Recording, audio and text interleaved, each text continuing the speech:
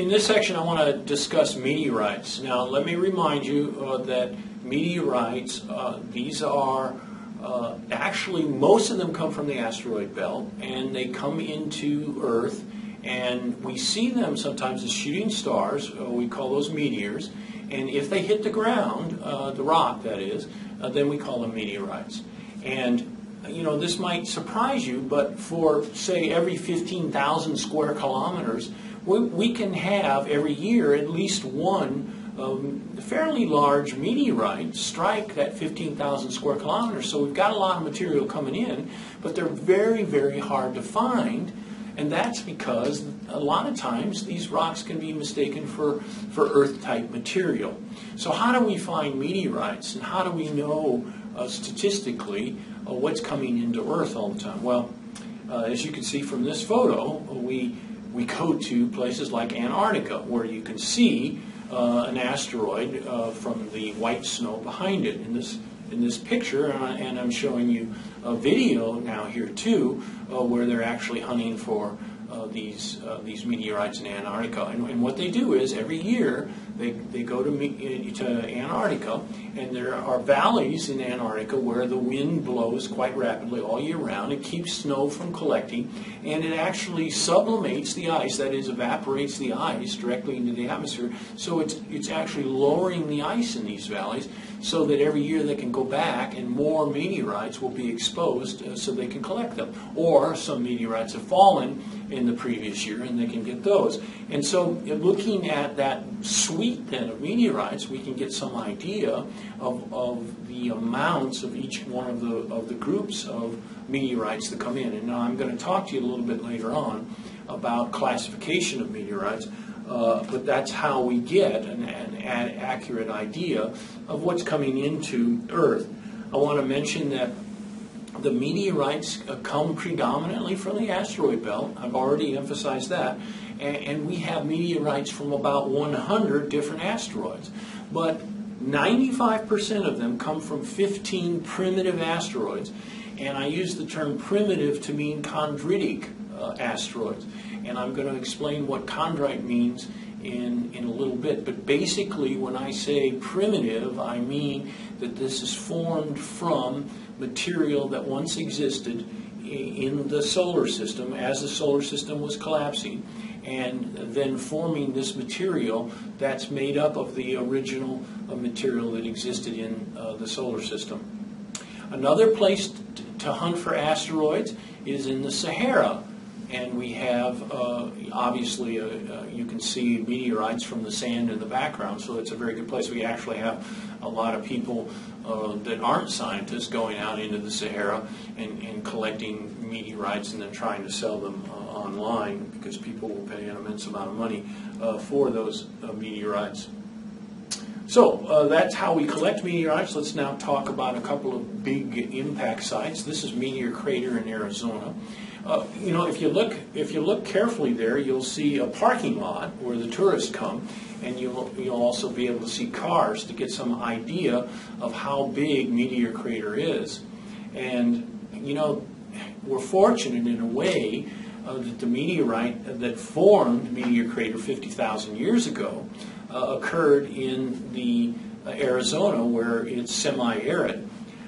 Without it being semi-arid in there, we would have erosion and that sort of thing, and we wouldn't be able to see this spectacular event. In fact, we've got some similar asteroid impact sites in the southeast, and they went unnoticed for a very long time because it's hard to recognize a circular body with all kinds of vegetation over it.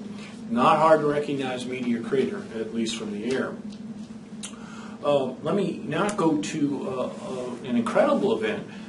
It's called Tunguska. This is out in the middle of Siberia, and this is due actually to a meteorite impact. That meteorite impact occurred on June 30th of 1908. Maybe some of you are familiar with the fact that Russia was in a lot of turmoil then. This was the collapse of the Tsars during this time, and then the taking over by the Soviets, and of course war between the White and the Red Army. So a lot of things are going on. So scientists didn't get out to look at Tunguska until 1927. And one of the things that they found were all these fallen trees. In fact, this is a picture taken by the group that went out in 1927. They found the fallen trees, but they couldn't find much in the way of meteorites. So they presumed then that it must have been a comet that struck, and comets are very rich in ice and not very much rock in them. Well, after the Soviet Union collapsed, American and Russian scientists made another expedition out there, and we've discovered that it probably was a meteorite impact. Instead of it actually striking the ground, the meteorite broke up as it came in, just the way Chelyabinsk did. It broke up, and so it scattered all of the material that was in the meteorite, so we don't see just one crater. But don't forget, this was a huge event. It generated an immense explosion, which hit the ground, knocked over all these trees. This was 60 meters in diameter and equal to 1,000 atomic bombs going off simultaneously. So you can imagine the kind of energy during this explosion. It was, many, many times bigger than Chelyabinsk, as you'll see in a diagram I'm going to show you later on. Well, I would be remiss if I gave a lecture on meteorites without including the Hodges meteorite and Mrs. Hewlett Hodges. Mrs. Hodges has the distinct reputation of being the only person ever to be hit by a meteorite. And this happened to her in 1954, and Mrs. Hodges is standing holding the meteorite here. You can see the hole in the ceiling, and the actual meteorite itself that you see on the right there, sits in the museum at the University of Alabama. A meteorite's about grapefruit size. Mrs. Hodges was taking a nap one day, and this meteorite came through a roof, bounced around the room, and hit her on the hip. And you know you're probably doing something wrong if a meteorite strikes you. Enough with. Oh, I did want to mention though. Notice on the meteorite, it's very black on the outside, and that has nothing to do with the composition of the meteorite. The meteorites are blackened when they come into the atmosphere because they literally burn up the atmosphere, and they get this crust on them of this burnt up material. So you'll see a little chip in it. That's probably where it hit Mrs. Hodges. No, I'm just kidding. But probably when it went through the ceiling, it got the chip on the meteorite itself, and the rest of it has that layer of burnt material around it.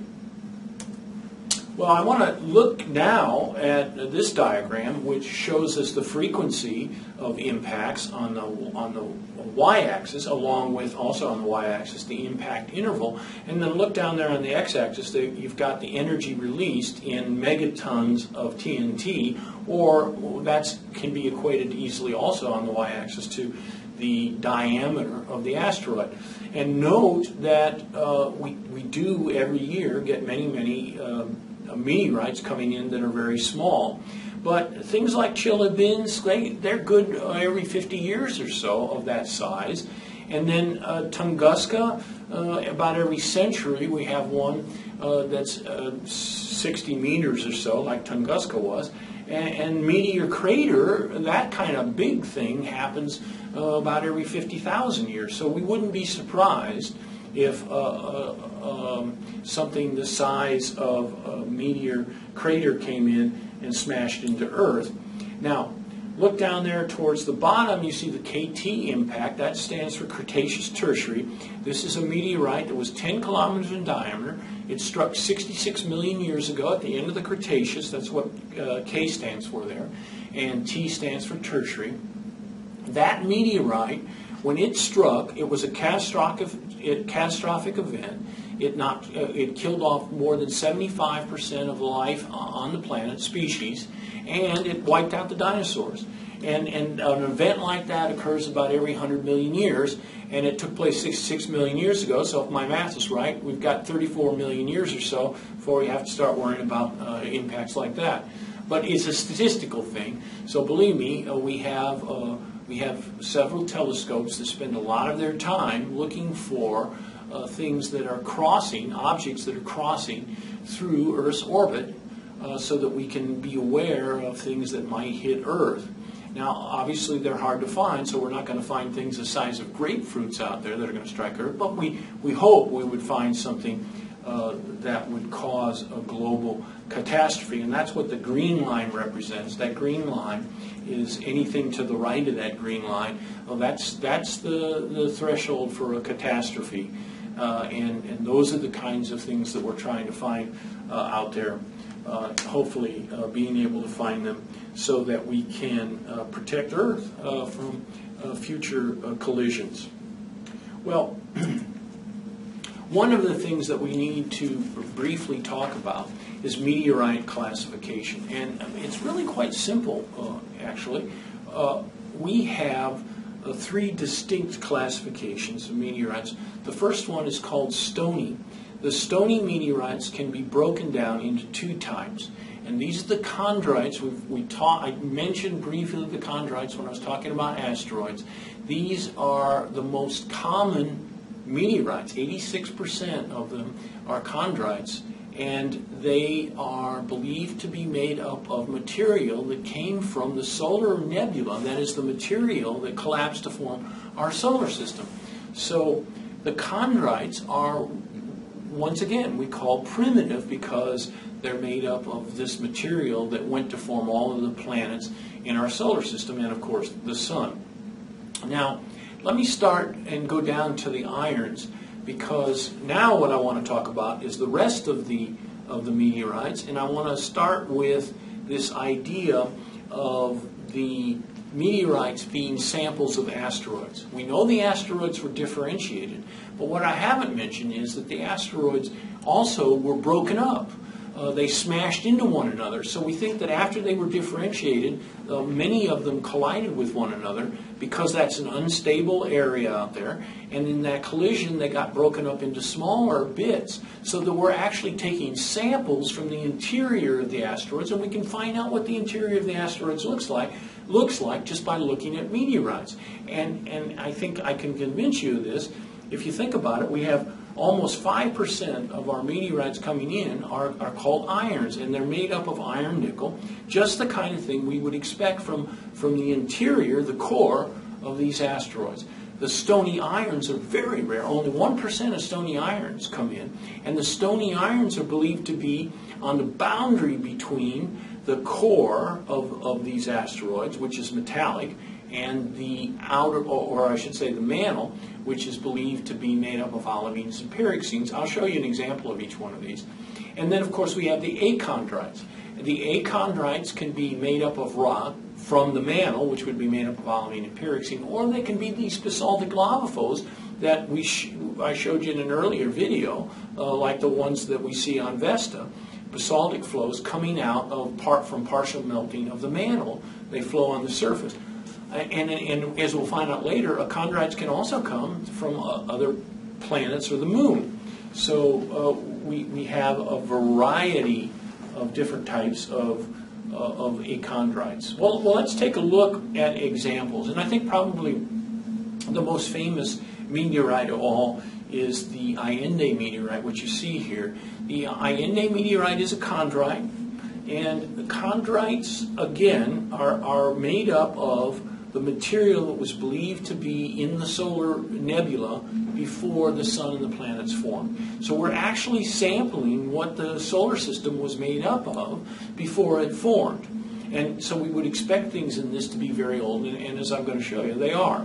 Well, look, the matrix of this meteorite is carbon rich, and that's important because we know if it's got carbon in it, it probably hasn't been heated up extensively, because carbon volatilizes, and and it's sent off as a gas, so we wouldn't expect to find it if there had been extensive heating out in our solar system. And so we also have chondrules. Chondrules are very interesting, and they're prolific in our solar system. Chondrules are these little spherical things that you see here, and they are glassy. So that indicates that they were heated to melting point and then cooled very rapidly to form the glass. And it's kind of a flash, we call it flash heating.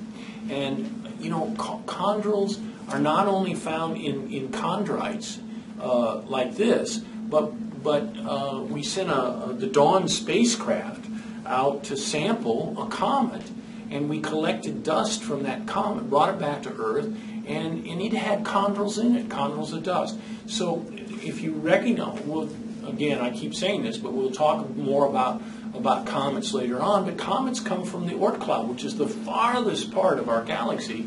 I'm sorry, not our galaxy, our solar system. And so even out there in the farthest edges of our solar system, we're still finding chondrules. Very, very interesting. And I'm sorry to say, science doesn't know how chondrules formed yet. A lot of speculation out there, but nobody's come up with a definitive way to explain chondrules. A lot of discussion. So I'm not going to get into the various hypotheses, but it's very interesting that we have these chondrules existing very early in the solar system. It's suggestive of some sort of flash heating event in our solar system.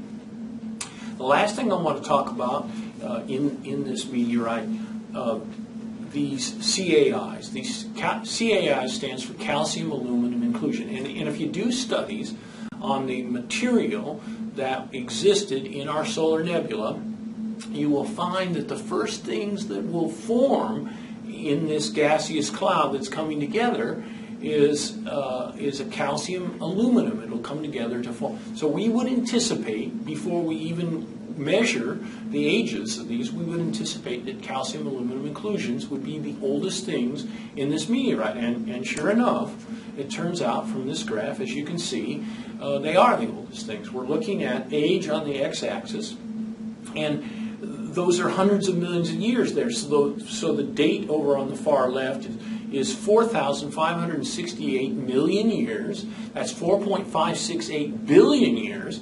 And look where the chondrules fall. They're in the red, and they give the oldest dates. So we're looking at chondrule dates, calcium aluminum inclusion dates of 4.56730 billion years ago. And we now use that as the origin date of our solar system because we get such a consistent date for these calcium aluminum inclusions. Now look at the chondrules. We do have some chondrules that give us dates very old, just like the calcium aluminum inclusions, but chondrules seem to have formed over a much larger period of time, something like 1 million years or so. And to put things in perspective, we have chondrules forming just before Jupiter started forming. We think Jupiter started forming about 3 million years after the pre-stellar core had started to form, and Jupiter forms over the next 7 million years. So 3 to 10 million years after the core of the sun forms, we have Jupiter forming. Meanwhile, we've got these calcium aluminum inclusions forming and the chondrules, kind of neat stuff there. So we can then ascertain from this diagram the age of our solar system. Kind of neat. And it's all very internally consistent, which is one of the great things about science. Well, let's now look at some of these meteorites and get an idea of what they might look like. This is the timanitite iron meteorite. And if this were here, I mean, this is a big meteorite, so we're looking at something that would stand up like that in front of us. It's hard to get a size from this meteorite. But this meteorite, notice that it's kind of rounded at the top and it extends out kind of in a U shape. And that's because as it came into the atmosphere, it was deformed. It's iron, so it's very plastic, has plastic flow to it, and it's going to deform. And it gets chunks knocked out of it when it's coming into the atmosphere. So we get chunks taken out, and the meteorite deforms. So kind of cool. And if you cut one of these things open, you'll find that it has a very interesting structure. Let's take a look at that structure. This is called a Wittgenstein structure. It's a German name. And, you would think, okay, we can find out a lot about iron meteorites if we just go into the laboratory and we melt this iron and nickel core or material and then see how you get Widmanstatten structures. Well, they try to do that, and we find that we can't make Widmanstatten structures in the laboratory. We can start to glimpse Widmanstatten structures, but it's estimated that it requires about 10 million years for Widmanstatten structures to form. So what does that tell us? Well, we're looking at an iron meteorite, an iron nickel meteorite. It's got, remember, about 6% nickel in it. And the only way that we can conceive of this forming, this Widmanstatten structure, is inside an asteroid where the iron nickel is cooling very slowly, slowly enough, under very high temperatures and pressures, in order for this structure to form. This Widmanstatten structure is actually a crystalline structure inside the iron nickel. So this is really excellent proof that this is from the core of an asteroid. In case there was any doubt before, this is kind of slam dunk material. And remember, we had a lot of heat from the gravitational energy and also the decay of isotopes that are no longer around, which generated the melting of these asteroids so they could differentiate and form iron nickel cores. Well, we talked about the stony irons being on the core mantle boundary of the asteroids, and that's where the Esquel palisite comes from. In my opinion, this is just beautiful. Look at this thing. It's got an iron nickel matrix, you can see very clearly, and then it's got these beautiful olivine crystals in it. And what they've done is they've sliced the meteorite very thin, so that you can see the greens and the olivines and the metal of the iron nickel. And it makes for a spectacular picture. These are probably, I don't know for sure because I don't go out and buy meteorites, don't have that kind of money, but I imagine that these sell for a pretty penny on the market for meteorites. Well, and by the way, I'm not trying to convince anybody to go out and buy meteorites. My hope is that if you find a meteorite, you'll give it to science so we can understand more about our solar system. Let me now show you a chondrite. This is, again, a type of stony meteorite. And as I mentioned before, this is probably from the mantle of some asteroid. It's an olivine, pyroxene-rich meteorite. Those are silicate minerals, so this is the material that is rising as the iron nickel is sinking, and so they cool and they form this mantle material. Same as our mantle, peridotite, which is, our mantle is made up of peridotite, which is basically olivine and pyroxene, just like this. But there are other kinds of chondrites, as I mentioned, not only the basaltic flows that we found on Vesta, but there are meteorites from Mars and the Moon, and that's kind of cool. We've had samples all along from Mars and the Moon brought to Earth by we think large impacts that struck the Moon and Mars, and then sent material from the Mars or Moon surfaces back out into space, where they reach escape velocities of the gravity of those bodies, and eventually some of them hit Earth, and we found them. Now, no way does science make statements like that unless we have some evidence for it. And that's what this graph is. This is a graph of the Martian atmosphere as collected by Viking lander. One of the rovers associated with the Viking lander did an analysis of the gases in the atmosphere. And we can take those analyses and we can compare it to the analysis of air bubbles trapped in glass in the Shergotite meteorite. Now, how do you get atmosphere trapped in glass? Well, what we think happened, and we actually have dated this meteorite, the Shergotite meteorite is 170 million years old. So 170 million years ago, we had a flow on the surface of Mars, and when it came out as a lava flow, it cooled very quickly. That's why we say glass. But that glass trapped gases from the Martian atmosphere in it. So we can go back and we can actually measure the composition of those gases. Hey, kind of neat, huh? And as you can see, the xenon 132, krypton 84, neon, all of these isotopes match up perfectly with the Martian atmosphere. Even the carbon dioxide and nitrogen gases match up very well with the Martian atmosphere. So that's a very famous study, and that's why we think that this material came from Mars. How cool is that? We got samples from the moon. We got samples from Mars. We don't even have to fly there to see what Mars looks like.